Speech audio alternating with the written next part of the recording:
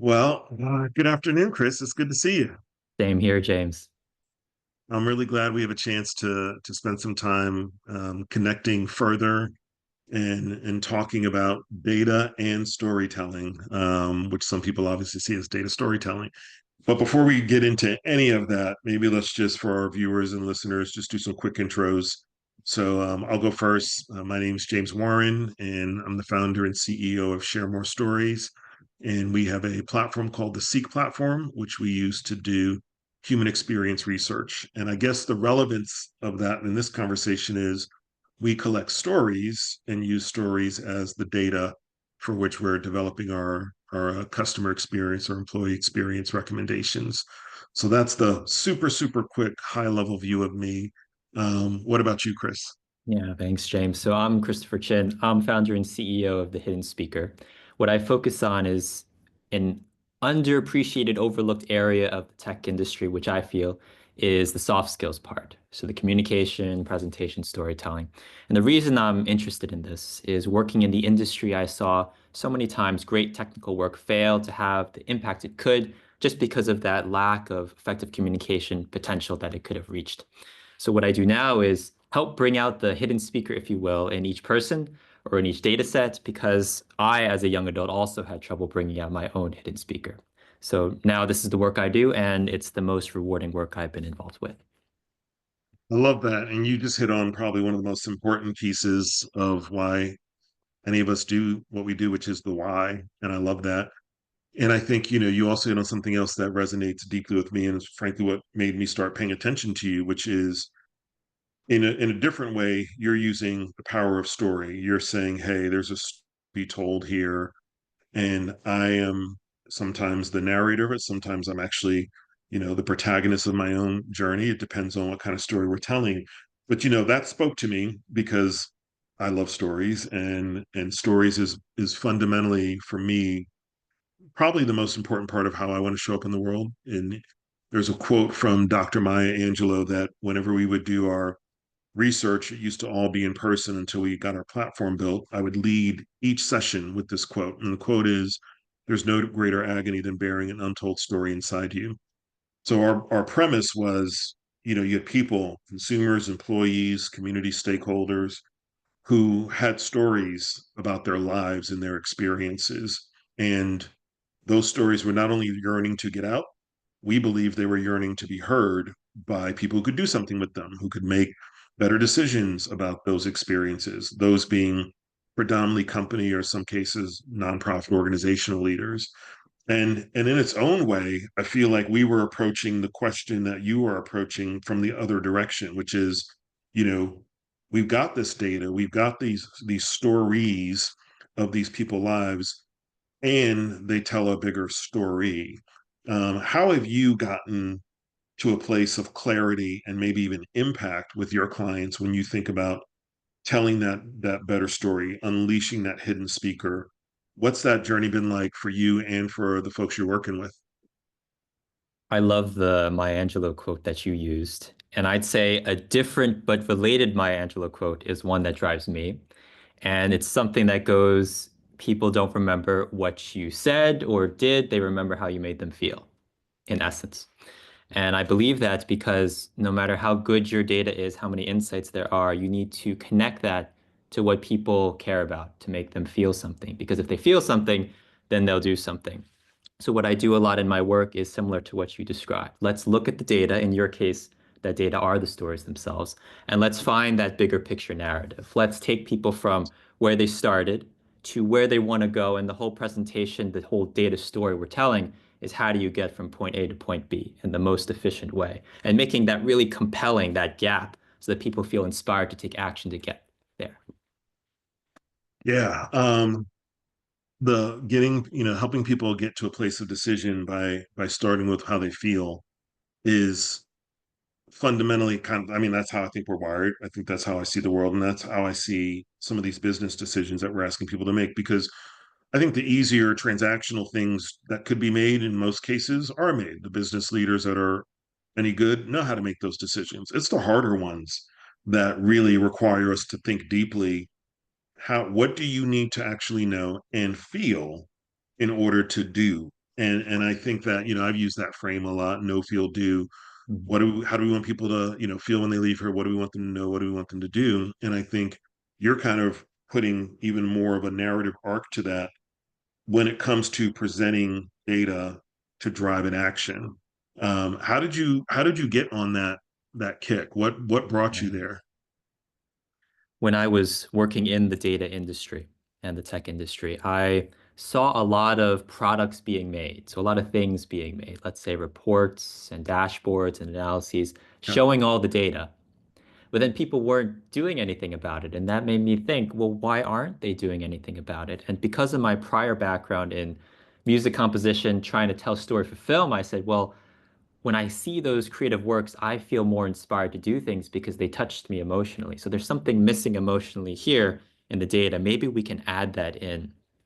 What I encountered, and I'd love to get your opinion on this as well, is some resistance to the idea of emotion and data being combined together. Because for a lot of more scientifically minded professionals, they prefer to just focus on the objective facts.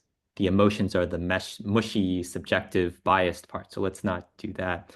And the whole purpose that I have is to convince them that we need that emotion too. And this is not just me being artistic and creative, but scientifically, we need that emotion too, because our brains are wired to love stories rather than statistics. And our brains are wired to focus on emotion. So all the decisions that we make, we think we're being completely rational sometimes, but there's an emotion underlying that inspires us to care and want to do everything that we do. So yeah, I'd love to get your opinion on any resistance that you've encountered when it comes to bringing stories and data together. yeah.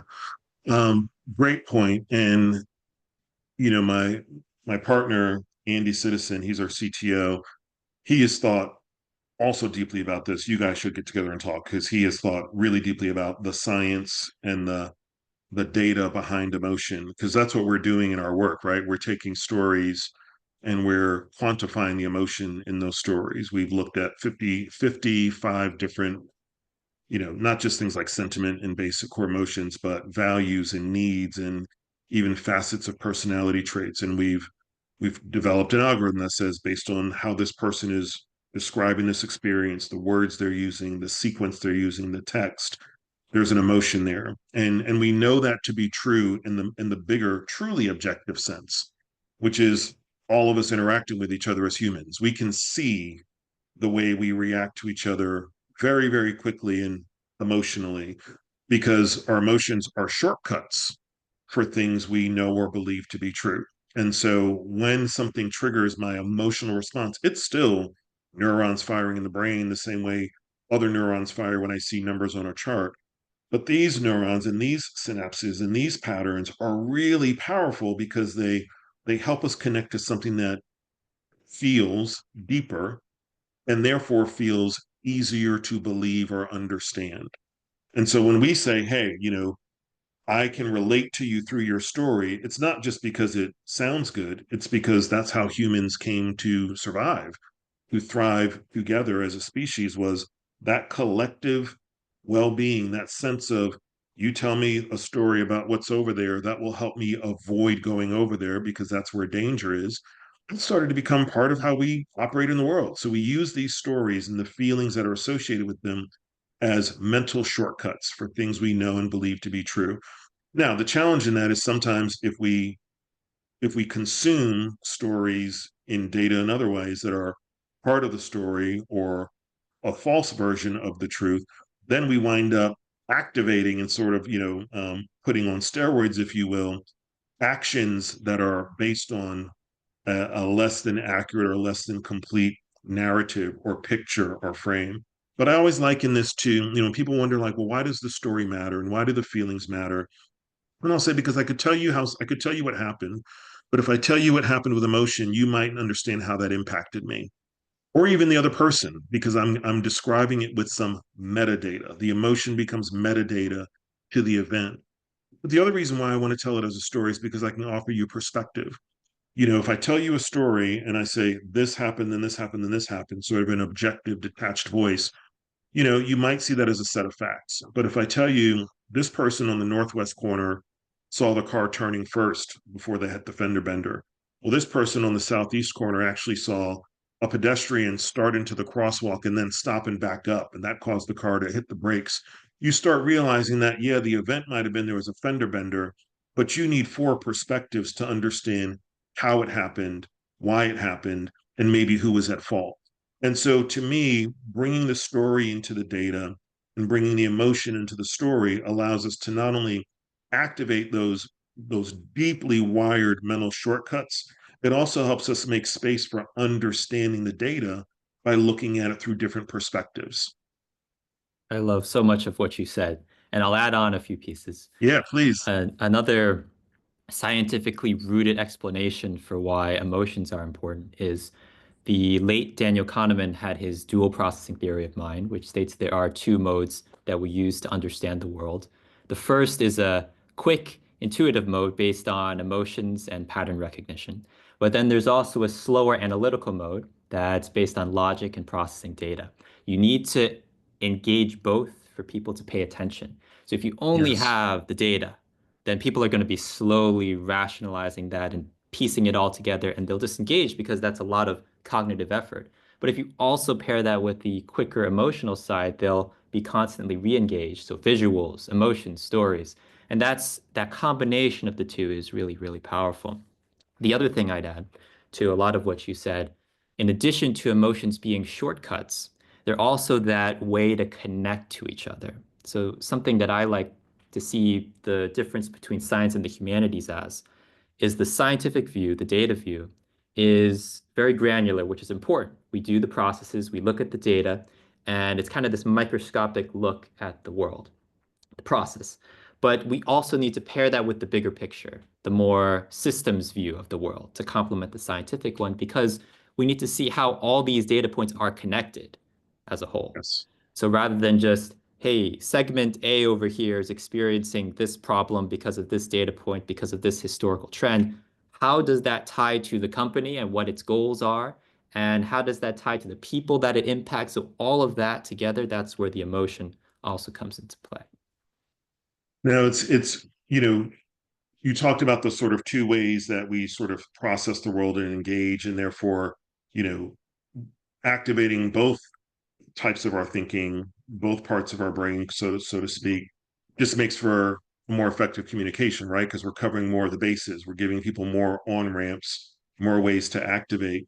And there's I'll sort of hook onto that as well. There was a piece we did, I don't know, maybe in late 2023, and we're really sort of unpacking the structure of memories and thoughts and emotions. And I remember I came across a psychologist, really a neuroscientist. I think her name was Dr. Caroline Leaf, and she spoke about the relationship between communications, what we hear and what we see, and how we process those things cognitively and what that means for memory. And so the other thing that I think you're hitting on is when you tell the data story as a story versus just a series of, say, facts and figures with lots of information, what you're also allowing the person to do is to either more deeply embed that in their memory or more easily recall related memories so that they are putting context into place in real time. They are thinking, well, that's interesting because just like two humans would do if we were telling a story, and I say, that makes me think of this time when, or I could relate to that because now the presenter is doing that with their audience in a literal sense, but the audience member is also doing that relative to other things that could be associated with what you're presenting. So now, in the most literal sense, you're activating your audience's mind space. You're saying, hey, I'm presenting on this topic. I'm telling you a really compelling story. They're not just receiving it more effectively, they're connecting it to other things that they also know and believe to be true. And now you've really activated knowledge. You've really activated wisdom in their brain because it's not just a one directional piece of information delivery. Their brains firing on all cylinders now because you've activated them. That's really powerful. And it ties into a view I have on developing presentations as well, Yeah. where there's this belief that data is objective. And I could see Mm, how that view is true from a scientific lens because data could really mean anything to anyone. But as you point right. out, as soon as you say it, then people are going to interpret it through their own view of the world. So if you present it to a naturally skeptical person, the same data point suddenly becomes something that they don't like. And you have to address that bias when you present the data story to them. Or to a more optimistic person, it could look great and fantastic and they're on board. So for any presentation, it's so important to know the story you want to tell with the data, but also anticipate what stories other people might see within the same data set. Anticipate that, address it, and then confront the biases, see if we can untangle them so we can build this new story together. Well, and I think that, in the hands of an analyst, so I'll take it to where either we, on behalf of our customers, are doing the analysis and reporting based on what we collect, or we're enabling them to do it, right? In the hands of an analyst or a researcher, you have all the data. What data you choose to show and why is the building of that narrative, right? And so I think that that's true in many respects because that's also again what the human does. The human makes a choice. When you say, "Tell me the story," if I meant to tell you every, continue to take every moment and break it down to smaller and smaller and smaller increments, I'd never get out of the first moment. Or if I chose to make each moment so excruciatingly detailed, I'd never get to, the conflict and the climax. I'd never get to the end. And so the human narrator, even narrating themselves, their own lives, they are constantly making those choices, consciously and subconsciously, of what to intentionally include and what to omit in order to get their point across. And I think what you're saying is the presenter, the executive, the analyst, the researcher can do the exact same thing when we're telling stories that are about the data we've collected. And I think that is the process of creating an insight in my mind. It's not just saying, "Hey, of all this data, what matters?" It's saying what matters in order to help my audience, my client, whatever, make the decision or take the action that they need to take. And how do I communicate that to them? The insight has context because an insight without context is still kind of just more information. And I think sometimes we are the reason why the research industry suffers from a glut of very, very, very long reports is because we are trying to cover every possible base we can. And we're serving none of the audiences particularly well. There's somebody in that company that needs all the data, but they are not typically the audience we want to present to. And so I think those are things we have to get smarter at and better at. And we've been on that journey ourselves because we talked to we do eat our own cooking, right? We ask our own clients and other folks, like, what do you care about when it comes to research and data? And you know what they all told us? They all said, "I don't want a Bible." And the researcher struggles with that because it's like, but how else do I justify all of my work if I can't show you all of the data? And they were saying, "I wouldn't have hired you if I didn't trust you to do this. I need you to make it simpler and easier and more effective for me and my internal customers to act on." If it's a Bible, if it's an 80 slide, not just an 80 slide deck, 10 pages of presentation and 70 pages of appendix. If it's an 80-page deck, I'm struggling. And I'll be the first to admit it. We did a few of those and we had to start thinking differently because a lot of our clients, that is not what they needed, especially if they weren't in the research department themselves.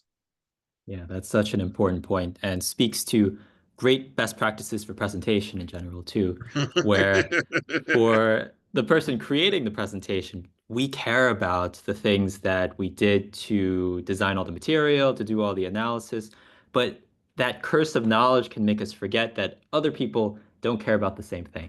And we have to remember that the purpose of any presentation isn't to talk about what we like, but to talk about what the other person cares about, to put ourselves in their shoes and imagine, okay, if they're going through this journey, what are the points we can highlight that hit their pain points and their priorities rather than our own? For that, Chris, because it brings me back to our work together last summer. And, you know, I believe if you want to get better at anything, you've got to go find people who are better at it than you. And, I consider myself a storyteller and I'm a researcher. And frankly, some of our research reporting deliverables I won't say violated, but they weren't living up to the highest best intention of why we exist. And I came to you and I said, help us. I'm so close to these stories. Our team are so close to this data. We're doing exactly what you said. We're suffering from the glut of knowledge and we're thinking it all matters. And we've already learned from our participants. The whole reason why we do what we do with Seek is to say, hey, client, I know you want to know the answers to these things, but what really matters is not what you want to know, it's what these people want to tell you. And you're asking us to do the same thing on the other side of that when we're presenting what we've learned. You're saying now, I still need you to focus more on them and less on you, to focus on what your audience needs to know, not on what you want to say. It is almost the perfect flip of how Mhm. we get the data. Now we've got to transmit the data with that same intentionality. And you really showed us a pathway to doing that. I mean, I don't want to get into the super specifics of that client, but can you highlight some of the ways you kind of showed us how to think about our research reporting and presentation differently? Yeah. And yeah, thank you for that kind feedback about the work that we did together. It was one of the most rewarding things that I did to see the great work you were doing, especially improving experiences for employees, showcased in that really effective way. Some things that we worked on were for slides, for example, making sure that the point of the slide was really clear. There was often a lot of great detail on it, but we could pare out some of the stuff, maybe put that in an appendix section and focus just on the major insight per slide. And the Yeah. other thing that we did was kind of that systems view that we were talking about before. Each slide had great information. How can we connect it together? So showing how, let's say, segment A, they have an experience that's related to not liking something. Okay, and then this other segment B that has this other experience not liking something else. Is there something between them that we can uncover? And we can show the different experiences of different segments and how they can all benefit from different kinds of action plans. So in essence, the two things we did together in most detail were paring down the slides, making sure each one is concise and effective on its own, and then seeing how all the slides together can form that more effective story. So to that point, just to give our folks watching this a little bit of an example, I asked Chris to help us take our presentation on a major research project that was around employee experience. I'd already presented it to our core client team, and some of them were very engaged in the work. So even though we were introducing typically new data like emotional metrics and scoring and talking about stories as themes of experience compared to what most employee engagement type data looks like or most qualitative focus group research reports look like, our data is different. And we were showing it differently, almost to a point where we were overwhelming anybody with the amount of information on a given slide because we typically find this with Seek work. We are educating people about the process, the methodology, the data, and the outcomes tend to be different. So that's a lot to ask people to go through to get to the point of like, what should I do about it? And we realized we needed to separate those things. So we had probably what was if I'm not mistaken, it might have been a 70. I think it was either a 55 or a 70 page deck that had, we thought it was really easy to follow because we could present it in an hour. And there were lots of, slides that built on each other, but really didn't build as much as just went deeper into more excruciating detail. And was there people in that team who needed that deck? You bet. But were there a lot of people on that team who didn't need that deck? Absolutely. And so when the time came for us to present those findings to a much larger audience beyond the core team, I went to Chris and I said, I need help. I know I'm a pretty good speaker and presenter, and I know I'm a great storyteller. I know I'm a good researcher, but I and my team struggle to not see all of this data so precious. And you really helped us do it. I mean, we got that deck down to, I think, 25 really clear and compelling slides. It was a powerful story. And the first piece of feedback I got when I shared it with the same client team was, this is great. This is really easy to follow. When I shared it with a much larger organization, people at different levels of experience, with different levels of familiarity with the project, people who also might want to see themselves accurately represented in the data, you can tell when you've done a good job of presenting the data when people are able to quickly focus on the insights and recommendations you're giving and debate how to put those into practice versus asking lots of clarifying questions on what did you mean by this or what does that actually represent. And again, the tension that most of us on the research or tech or product or data side have is, but if I don't explain to them all of this detail, they won't know what it means. And the real question should be, do they need to? Do they need to know what that means in order to take that action? Or do they need to know what something else means that I'm actually not giving enough time to? And I think that's a big part of what you do is focusing on what's the most important thing they need to know and feel in order to take the action that they are asking for help to do. Exactly. A huge part of the work we did together was thinking about that message we wanted to convey.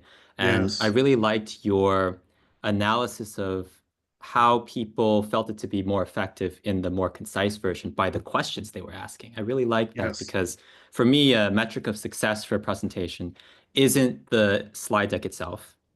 And it isn't how perfect the delivery is when that happens, but it's what kind of questions are people asking? If people are asking you to explain more, then it was perhaps too confusing. But if they're talking about, hey, how can we do something with this? And why did that happen? And what can we do next? Let's say working with you, then I consider it a success because then the big idea you want from this whole initiative, which is to tell them, here's my insights and recommendations, then that was clear. And for me, clarity is the ultimate metric for Yes. presentation success. Yes, I've heard it said, I believe it was Brene Brown. I've heard that kindness is clarity Mm. and clarity is kindness. And I think that applies to presentations and data storytelling too, because, if I truly am a storyteller, then I'm motivated by empathy. Empathy activates me, and that's how I try to move through the world. So I'm looking at the people in my audience, and if I'm truly empathizing with them, I don't want them sitting there feeling either overwhelmed or potentially embarrassed by what they don't know, or feeling afraid to speak up and ask questions, or feeling that their time was wasted, or feeling disrespected. I want them feeling everything you just said, right? Like, this is making me think more deeply about either my job or my role or my business or my team. And this is making me really wonder how I can apply these things to what I'm doing in any context, because application is really where the rubber meets the road. It's the recommendations are great, but if I can't apply them, if I can't do anything with them because they're too far removed or they're too general or they're too in the weeds and I'm trying to get something strategic out of it, if I haven't really thought about what's this journey we're on and where do we want to get to, then I'm doing them a disservice. And therefore, uh, sometimes I realize that in the moment and I can course correct, but it's so much better if we think about that up front. If, to your point, we truly center our data reporting, insights, and analysis client in the story and ask, how are we going to tell this story in a way that they can really engage it and do something with it? Absolutely. And to add to that, I'd also say for me, the purpose of a presentation is also not just to inform people and give them more knowledge, because with that, if that was the purpose, we could just email all our reports to them and never have to present anything. And we could stuff the slides to the brim with all this information and text and data. But the purpose of a presentation is to change people's perspective and make them think different. And that's why we're there as speakers, not just to show the slides, but because of our ability to deliver it, give stories, give context, and add to the slides themselves, we create that whole package of experience. And by taking them on an emotional journey, we can change the way they think. And if we change the way they think, then we change what they do. That's a word. And that is also, I mean, you just nailed the reason why we care about stories in the first place, because it is our deep-seated belief and experience that if we focus on the employee's story or the customer's story, we're helping our customers get to a different place emotionally. They are seeing their product, their organization, their culture, their brand differently. The change in perspective that you're talking about isn't just mine as the presenter. I'm now a conduit. I'm presenting the stories of the people we have engaged in the Seek platform. And it feels like sometimes like a really, really powerful responsibility because, yes, we're processing lots of stories and we're putting data to them and quantifying the emotions. but I never want us to lose sight of the fact that this is a human with a lived experience, and they chose to tell us this story about that experience. They chose to take the time to write about it because they thought that picking another employee engagement survey wasn't going to really change anything. So they said, maybe I'll try this. And so, something you said kind of triggers this thought is, and again, it's back to the storyteller, the presenter as storyteller, and that particular storyteller is not just the author, but also the editor. Um, my partner Andy, again, he will say, the less is more, and we'll know when we have taken everything out that we can possibly take out. And that is when we have a worthy story to tell, because it is what people need, not all the things that we wanted to tell them. It's what they needed to know. Back to your original point. Mhm. What I've also really enjoyed about your work with Seek and how you take out these stories, but also quantify the emotions behind them. So in that way, you are pairing the information and emotional sides, the rational emotional sides of the brain, is you're thinking a lot about that emotional journey. And for any presentation, what I find to make it even more effective is focusing on how do you want people to feel at every moment. So sometimes when I work on these presentations with clients, I see them focus on what to put on each slide. But for me, the most important part isn't even what the slide says, but how are people feeling at every moment? So at the beginning slide, how do you make them feel? Do you make them feel frustrated that things are going wrong, excited that things are going great? And what do they feel as the slides progress? Do they keep that emotion, change that perspective? How do you end the presentation? Do you end them feeling sad and frustrated, or do you end them feeling hopeful that we can do something different? That invisible emotional journey behind the slides isn't often focused on, but that bigger picture look at what you're doing to the audience's perspective is so important to get that action happening at the end. 100% agree. Because again, that is exactly what we're doing with our participants is we're saying, hey, they're saying there's an emotional journey behind this experience that up till now you haven't cared to ask me about. You don't ask me how I feel about this. You just ask me to rate it. And my ratings don't tell you enough about how I feel. Because, sometimes a rating will, for me at least, um, I rate things in a very, what would seem a very irrational and inconsistent way. And my ratings are happening because of how I feel. The ratings are not a measure of my feelings. They are happening at points when my frustration is really, really high. And you say, okay, well, that's a two, but that doesn't tell you why it's a two. It just tells you I'm mad in the moment. And so I think again, by quantifying the emotions, we're bringing that emotional journey to life.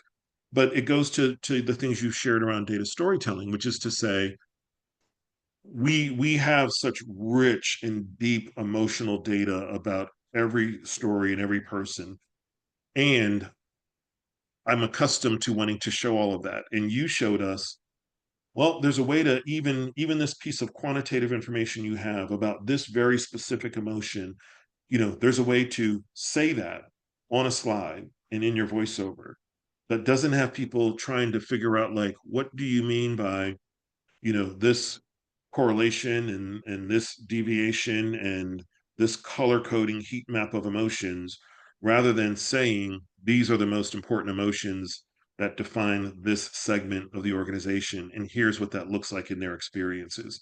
So you kind of went, doesn't mean the data doesn't matter. It matters more for some than others. But in this story you're telling, you need to get people to focus on what you need to know, which is this group of employees is having this kind of experience and it's making them feel this way. And if you want them to feel better, you're going to need to help change their experience. That's what we wanted to convey, not what does that bundle, emotional bundle, mean and why are those five emotions in that particular order. Very nice information for the other analysts to have, not the most actionable thing for everyone in our audiences to know. I totally agree. And I'm very interested in this because you talk about how more of the industry standard for surveys is just asking people questions and they rate it, you collect the data. But what I found so compelling about your work is you're doing something different. You're pairing it with that qualitative information. So what I'd love to hear is the differences that people express to you when it comes to before, this is how we engage with employee experience or customer experience. But now, because of what you've done, how have they changed their Yeah. perspective and changed what they've done? We're learning about it in two different ways. One from the perspective of the participants, employees, our customers of our customers, and one from our customers themselves. And so, much of the research landscape is understandably divided into qualitative and quantitative. And also, if you think about innovations in market research over the last 10, 20 years, technology has been impacting the way qualitative data is are collected and presented. In particular, quantitative data earlier relied quite heavily on technology because you had such a vast amount of information. You needed to organize it. So it went from, tables and tabular calculations to spreadsheets to, Tableau and other tools because you had lots of data to work through and make sense of. Qualitative data can be just as rich and just as voluminous, if you will. We just haven't always had the tools to extract easily digestible, actionable takeaways from large volumes of qualitative data. Because when most people think of qualitative, they think of a focus group, right? And they think of a focus group um, transcript and report. Well, yes, nowadays people are running their transcripts through ChatGPT and coming up with a quick summarization of what was said.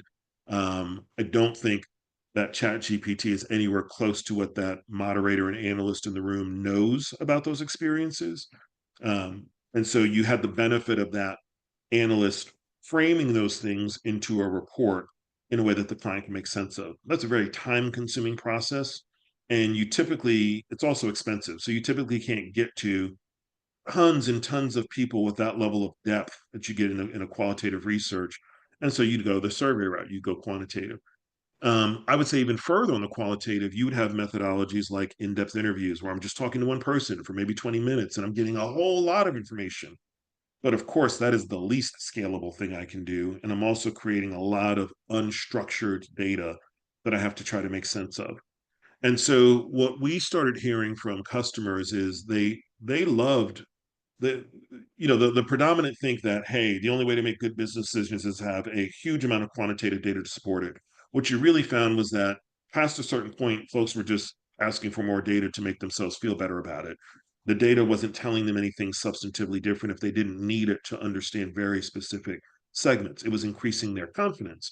We found that in some cases that's because while they intuitively and emotionally understood and believed and trusted the qualitative data, they didn't think it was structured in a way that they could communicate it at scale. And they also didn't trust the scalability of it. They didn't think that they should make, you know, $1 million or $100 million decision off of talking to 20 people in a focus group.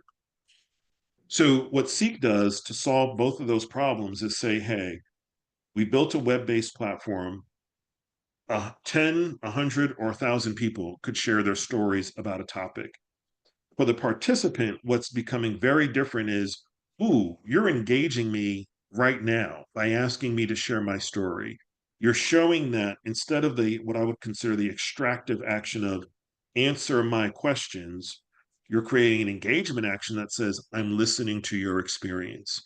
And they feel engaged in the process and they write really rich stories as a result. So they are describing their experiences in narrative. We give them a prompt, they react to that prompt and they write. And they write from all different lifestyles, backgrounds. We tell them you don't have to be a storyteller or a writer to do this, and they understand that assignment and they just write. And what that gives us is a lot of rich first person qualitative data that we have built a tool to put structure against. So we're answering that need for structure in some version of metrics, like quantifying the emotions, but we're also preserving the richness and depth of the qualitative experience, which is fundamentally person talking to a person or a person listening to a person. It's proven to be a game changer. And we're finding that some of our customers are saying things like, I use this employee engagement survey platform, or I use, NPS, or I use that.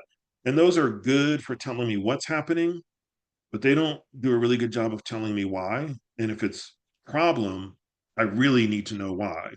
And now they're saying Seek seems to be the place I could go to understand why.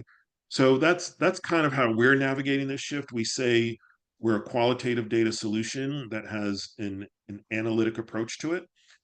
because we do feel like qualitative is the place where we are most easily understood by the customer, but we're also breaking some of those boundaries down and blurring some of the lines on purpose because we think there's a lot of opportunity to improve the way research is done, starting from the participant's experience. It's so cool what you do. And it pairs the strengths and weaknesses of quantitative and qualitative data so that you create something even stronger as a result when they're Exactly right. together. For example, there's the saying that you can only improve what you can measure. So people lean to the quantitative data and the stats that they can collect, and they lean away from the stories that feel a little bit more too emotional, let's say, that you can't put a grip on. But what you've done is you said you can measure stories too in a way, and you can improve experience by understanding them from that more structured perspective. Yes. So that's what's really powerful about your platform. Yeah. We were meeting with a person not too long ago and going through the Seek platform, and they said beautifully what you just said beautifully. They said, there are things that intuitively as a human matter, but you can't measure them. And there are things that you measure, but if you really pause for a minute, you know that they don't matter that much. You're just measuring them. What you guys seem to be doing is giving people a way to measure what matters that they couldn't do before, how they feel about the experience. And again, have people been doing sentiment analysis? Absolutely. But I would argue, just reducing a person's experience working in your company or how they feel about the product or brand that they've invested some time and money in to a series of just sort of 5 points or 10 points or an emoji scale or two thumbs up or a thumb down, that's good for the quick diagnostic. But there's so much more in that experience that if you ask them, it's not even just that doesn't tell you anything, it doesn't tell you everything. And there's so much more that person could tell you if you asked them. And that to me is the beauty of it is it brings us back to a very human to human interaction. And somebody said to me, like, well, how scalable is that? I was like, well, there's 8 billion people on the planet, so it's scalable. And all of us have stories and all of us have experiences. And so to me, the question isn't, we go around living and talking and breathing our stories. To your point, the presenter, the executive, the researcher, when they're not in presentation mode, they're in story mode. They're giving anecdotes and stories to their colleagues all day long.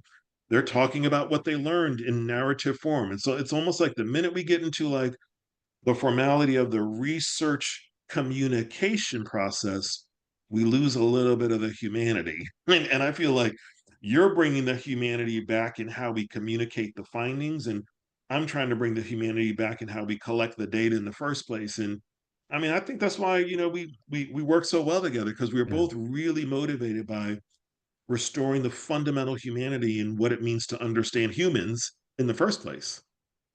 I totally agree with that. And I'd add that when I was first learning all of this stuff, data storytelling and presentation, I was doing a fellowship at the Department of Transportation. And my role was to analyze all this data and then tell the public about the stories related to transportation to make them interested in our department and everything we did. At first, I focused on just the data because that's what I did and what I cared about. But when I presented it to my boss, I said, "Hey, this seems really cool to me." And they said, "Well, that's not really cool to the public because you're not focusing on the human beings behind that data. So you're talking about trucks and cars and planes and ships, but who is impacted by that and how can people see themselves in that story?" And that had a light bulb moment for me because I said, "Yeah, there's this idea of psychological distance where if you're just looking at the data, you can't connect to it because it feels really far and abstract from you. But as soon as you bring the humanity in, you talk about the emotion behind it, you bring in the stories, you say, this person was impacted, this is their anecdote, this is their experience, then suddenly the psychological distances shrinks tremendously because now they're right there. You can feel what they feel, and that relatability and that connection is what strengthens the data storytelling as a whole. Well, I think that brings us to a really good point as we think about kind of, not wrapping up for good, but pausing this convo. I'd love for you to share, given the work you do, what might be two or three of the common pitfalls you see, and then also what might be two or three of the best practices. I don't ever love trying to reduce, the expertise of what somebody does to like three bullets, but there's always nuggets, of things like we've learned the hard way. And like if people literally just did these three things, they'd make 50% better, they'd have 50% better outcomes. So what might be some of those things from your perspective, either things to avoid or things to really make sure you do when you're putting together a story, whether it's in presentation form or otherwise, about the data you've collected? Great question. And I'll pass it to you after I finish. Okay. This is a Okay. great recap of what we've done in our conversation together. Three pitfalls for data storytelling and how to improve them. I'd say the first is focusing too much on what we care about versus what other people care about. That's the number one thing for any presentation is knowing your audience. And it's absolutely key to do this. AI actually makes this even more efficient to do. I often encounter people when I'm working with them who say, "Oh, but I don't know my audience. I can't ask them. I'm not in direct contact with them." Then I say, "Well, you can ask AI or ChatGPT or whatever it is. You can say, 'Hey, I'm presenting to this audience. Tell me what kind of questions they might ask me. Tell me, given their role and their position and experience, what kind of priorities might they have? What kind of strategic objectives?' And then you can tailor your presentation around that." So the first absolute most important thing is knowing your audience and what they care about. The second thing would perhaps be the way that we often structure presentations. So there's an inductive approach, which means that we start with the observations and then we build to the conclusion. That's how science usually works.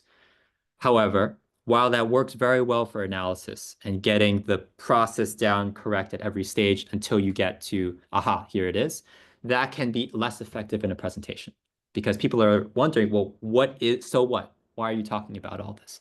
So the deductive approach says you flip that on its head. You put the conclusion first. Here's the takeaway. Here's the insight. And then you explain why. In that way, you engage people from the get-go, and then they're more interested in hearing the details later on. So number two would be careful of the way you present in terms of structure. Be sure that the way you approach analysis is not the same way you always approach presentations.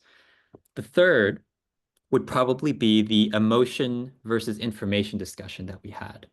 A lot of data presentations I see focus on the information alone because it's believed that's the most important thing. It's objective, the work will speak for itself. However, as we've discussed numerous times, the emotion is such a key component to inspiring people to do something with all that information. So we have to talk about, okay, why does this matter to you? And what can you do about it? Once you bring that all in, you pair the data with the so what and the now what, that's what makes the presentation compelling. So number three would be focus on emotion and information together. So as a whole, it would be know your audience, then make sure that you are careful in the way you structure your presentation to engage attention. And lastly, make sure you pair information with emotion for maximum impact. And then I'll That's pass it to you to give your big three takeaways. Well, no, that's great because you hit on a tried and true best practice that I feel sometimes we lose sight of, which is it's almost old school but so good.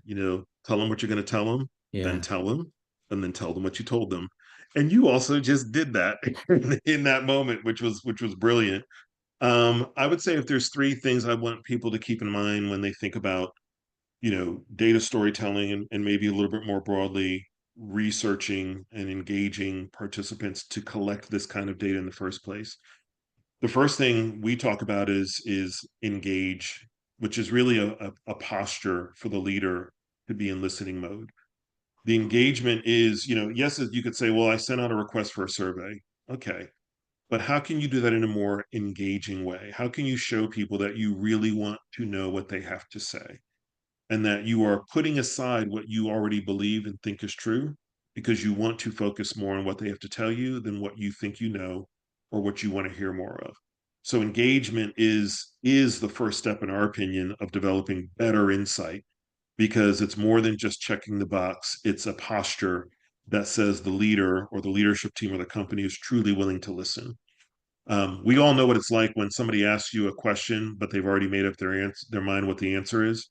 Well, we do that at scale in research a lot, and participants are kind of tired of it, which is why survey participation rates are really hard because it's like, you know, I've already told you what I think about this, and you clearly don't want to take action on it. The second is to do the work of actually understanding, and that's not just analysis. That's everything we just talked about. Like, well, what does this mean? What is the insight? What is the implication in the context of this human's experience? Because I think experiences are sort of a unit of measure in research that we have not spent as much time on as we should. We spent lots of times thinking about interest and favorability and behaviors, but we don't measure the experience as much as we really need to if we want to improve it. And so that desire, that willingness, and put, sort of orienting yourself to say, hey, what have we learned and what does it mean? And so we talk about that in terms of being curious. You need to be curious about what you're learning versus presumptuous, because that curiosity also gets infective. It invites other people to ask questions and to feel good about asking those questions. And then the third is to act, to take action based on what you've learned. So while some people want to say, well, the research process is just step one and two, I would say research in an applied way inside most companies, the insights function doesn't exist to collect data. The insights function exists to help guide or steer or inform decision making. And more business and organizational leaders are pulling some of that insight responsibility. They're sharing that and saying, my job is to make a decision based on what I'm learning. And so ultimately, the loop is completed when I take an informed, enlightened action based on what I've heard. And if I do those three things, if I engage, analyze, and act in this human centric way, I am able to then go back to those people I talk to, employees and customers and others, and say, I heard your experience, I understand it, and here's what we're going to do about it. And that moves the needle so much. We're seeing that with clients and projects today. When you go with that intention, some people say that's a lot of work. I'm like, it might feel like a lot of work, but compare that to the amount of effort and money you spend asking the same questions year over year without much movement or much impact. So I think sometimes we have to do the human work the way you do it, the way we're talking about doing it at Seek, in order to get the bigger scaled result we seek in the long run. But yeah, that's what I would say. Engage, analyze, and act are sort of the three best practices I could articulate for folks. That's such a powerful and beautifully perfect way to wrap up our conversation today. And I'd add as a little bow tie on it that a huge overarching theme of what we discussed is putting the humanity back in the analysis and the data. That's really the key aspect. If you want people to know, feel, and therefore do something different, then you have to put data and story together, whether that's the data storytelling I do or the storytelling with data that you do. You really need to have that holistic perspective. That's well said. Well, thank you so much for our time together, Chris. I really appreciate it. That's our cue to make sure we keep each other on time and you Yeah, all. So thanks so much for this time. This was wonderful, and I can't wait to do it with you again. And best of luck to you in all your endeavors. likewise. Always a pleasure, James. All right, talk soon. Bye.